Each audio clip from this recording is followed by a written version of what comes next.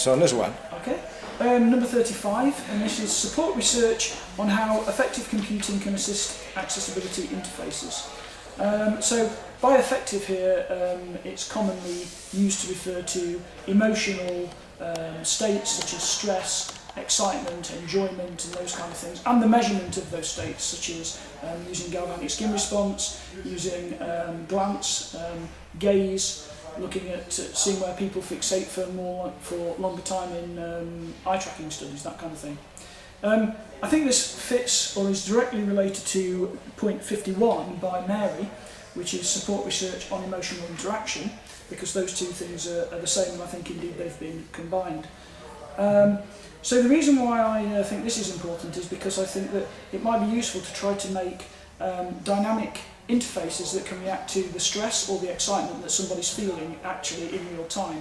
That being the case, you could understand whether people were getting frustrated, whether people were enjoying what was happening, and try and modify or adapt the interface to take account of that. I think that one of the good things about this would be that there'd be a mainstream, if you like, use for it, so therefore again we just see accessibility as one facet of normal interaction, that for general purpose interaction for the wider community.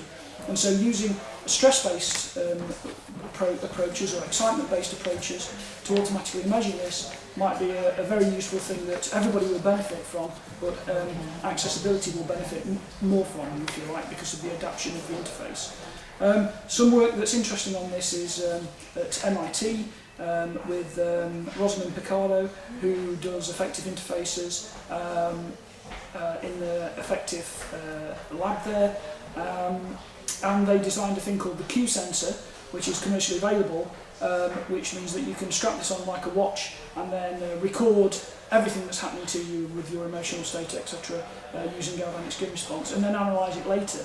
It seems a small step to me that people will start to be using this as a way of understanding how the person's feeling, and certainly maybe in gameplay they may decide that they're going to use this to increase the level of excitement in a game if they find the levels dropping of the player. Now I'm sure that this could be a way of understanding if people were getting stressed with an interaction that they were doing. Could we try and predict why that stress was occurring and then do something to counteract that stress at the time it's occurring dynamically in the interface? So that's really my thought on that. Good, thank you.